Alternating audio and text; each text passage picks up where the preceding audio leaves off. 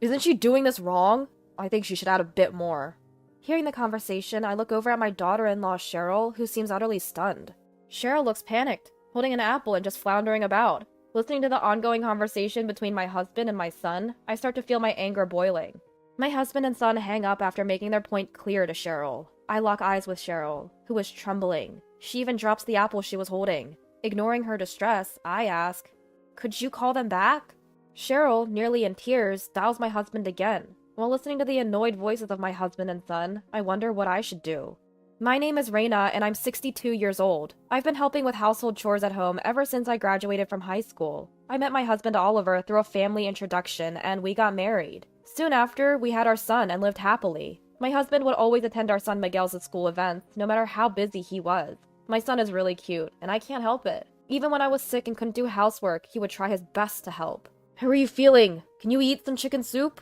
I had to smile when my husband cautiously brought over a pot of soup. It seems he made it after putting our son to bed. Seeing me laugh, my husband joined in, albeit awkwardly. Ever since our son got married, he no longer helps with household chores. But he's good to his wife Cheryl, so I guess it's okay. Sometimes when I'm not feeling well, I find myself craving my husband's chicken soup. I'll never forget the taste of that soup. Lately, I've not been feeling well. It's probably due to age, but I've been having a constant discomfort in my stomach, and I haven't had much of an appetite. Nowadays, since we're living with my son and his wife, Cheryl is in charge of cooking and washing dishes. I handle the rest of the household chores. I can't complain since I'm relieved from most of the cumbersome tasks of cooking and washing dishes. However, I've been feeling feverish lately, and usually lie down on the sofa after finishing the laundry. Just then, my husband walked into the living room. Feeling sluggish, I couldn't get up, but watched his movements carefully. Ignoring me, he passed by the sofa, went to the kitchen table, and started making coffee. The strong aroma of freshly brewed coffee made me cough involuntarily. Hearing that, my husband clicked his tongue softly and left the living room in a hurry once his coffee was ready. It's sad, but lately he's been so cold towards me. It's like I'm a burden to him. I can't pinpoint when things started going south. Somewhere along the line, this is what we've become. Thinking of how caring he used to be made me tear up, and I gently wiped my eyes with my sleeve. Tonight's dinner is meatloaf, but given my poor health, I opted for chicken soup. I'm fully aware of the hassle it takes to prepare a separate meal for one person, but lately, I can't stomach the same food as everyone else. Yet Cheryl, my son's wife, made me chicken soup without a hint of complaint. What a blessing she is in our family. "Mom, chicken soup again? Cheryl's gone through the trouble to make a nice dinner. Isn't it rude not to eat it?" "Don't say that, Miguel. I'm sure Reina feels bad enough as it is." Cheryl interjects with a chuckle. I smile wryly and let her comment slide. Though Cheryl is a bit blunt at times, she's an excellent cook and very considerate. Today's chicken soup was clearly made with my health in mind. She even added a touch of citrus zest to simulate my flagging appetite. As everyone else happily chatted and dug into their meatloaf, I sipped my chicken soup. Suddenly, I stopped. The soup tasted off. I can't describe it, but it had a chemical taste. At first, I thought it was the wax from the citrus zest, but even avoiding it didn't help. But even after avoiding the citrus peels to give it another taste test, something still felt off. I couldn't help but furrow my brows, catching my husband's attention, who gave me a stern look in return. Despite feeling guilty towards Cheryl, I left most of my plate untouched. Cheryl noticed and asked with concern, "Didn't it taste good?" Feeling cornered, I lied that I wasn't feeling well and let the moment pass. What did I do wrong? Days passed and I was feeling a bit better. Since Cheryl and my son had plans to go out, today was my turn to cook. Eager to finally get out of the house, I went shopping, but my body felt sluggish, perhaps from being bedridden due to my recent illness. Thinking it was just a lack of exercise, I decided to walk to the nearby supermarket. While waiting for the traffic light, a sudden chill ran through my body, and I felt my vision go dark. I instinctively squatted down, but now found myself sweating profusely. Passers-by glanced at me curiously as they walked by. I couldn't move from the spot, clutching my collar tightly, hearing the distant commotion of people and an ambulance siren, until I eventually lost consciousness. When I regained it, I was staring at a white ceiling. I was in a hospital room. Apparently, I had collapsed on the way to the store and had been brought in by an ambulance. "Oh, Reina, you're awake?" Turning towards the voice, I saw Cheryl standing by my bed. I tried to respond, but my body was uncooperative. For that, I couldn't be more grateful to Cheryl, who showed no signs of annoyance. Looking up to say thanks, something about Cheryl's face seemed different. I couldn't pinpoint it, but it scared me. Without noticing my discomfort, Cheryl took an apple from the fruit basket she probably brought for me. "Reina, you haven't been eating well lately, probably malnutrition. Eat this and get better soon." she said, peeling the apple with a fruit knife. Suddenly a phone rang. I wondered whose it was for a moment. It was Cheryl's. I knew I shouldn't, but I glanced at the screen. My husband's name was displayed. Cheryl, your phone's ringing. Oh, yes. Can you put it on speaker? My hands are full. While in the middle of peeling the apple, Cheryl hesitated for a second to put it down quickly, but gave up and said so. Doing as told, I answered the phone and pressed the speaker button. How is she? She just woke up. I'm peeling an apple for her right now. You're conscious again? What stamina you have. What's going on? You're awake already? From the start of the call, the conversation seemed to be off. Not quite what I expected from people who were supposedly worried about me. Especially my husband and son's part of the conversation made me uneasy. Didn't expect her to wake up this soon. Did we mess up somehow? Hey Cheryl, you've been skimping on the detergent lately, haven't you? Should we add a bit more? Detergent? What on earth are they talking about? I look over at Cheryl. She's holding an apple and her face is pale, trembling. Seeing her face, it clicked for me. It seems they've been adding detergent to my meals. Cheryl had been watching my expression change and finally dropped the apple she was holding. Meanwhile, the conversation between my husband and son continued, unabated. Even if we fix the detergent ratio, maybe just mixing it into the food isn't enough. Yeah, I'd like that insurance money sooner rather than later. Maybe we should mix it into her drinks next time. It's amazing she hasn't noticed. She won't notice. This is someone who doesn't even realize she's despised. Laughing heartily, my husband and son ended the call. I clenched the bedsheets, biting my lip. How did things turn so dark? Why must I suffer this way at the hands of my husband, son, and even my daughter-in-law? What did I do to deserve this?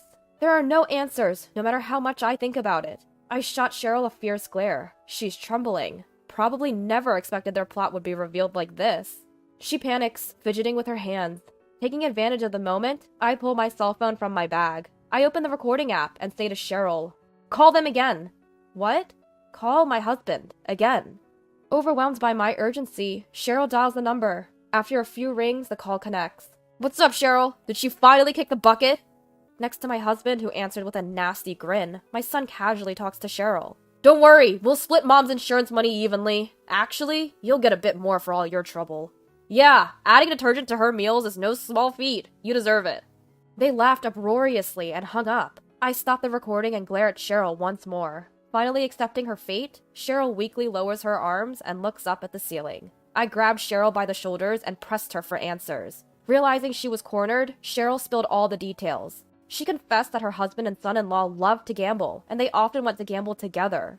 But they kept losing and went into debt, continuing their gambling sprees anyway. This mounting debt left them desperate, and they decided to take out a life insurance policy on me, without my knowledge, to collect the money. This plan started 2 years ago. But there are various conditions for an insurance payout, and the quickest, surefire way to meet them was if I became ill. So they apparently came up with a scheme to slowly poison me by mixing detergent into my food. Now that she mentioned it, about 2 years ago, Cheryl suddenly started taking over meal preparation. At first, I offered to help, but Cheryl was strongly against it, so I let her handle it. No wonder she was so opposed. If I helped with the meals, it would be difficult to mix detergent into my plate only, and if caught, the whole plan would fall apart. Then Cheryl dropped another bombshell. The masterminds behind this plan were Oliver and Miguel. They both assured me it would work. After hearing this, I couldn't stay put. Pretending to go to the bathroom, I slipped out of the hospital. Initially, I thought about going home and giving my husband and son a piece of my mind, but that wouldn't satisfy me, so I decided on another course of action. I immediately sought out a lawyer after leaving the hospital. Luckily, it didn't take much time to find a law office, and I quickly went in and explained my situation. The lawyer was skeptical at first, but after I played the recording from earlier, his expression changed dramatically.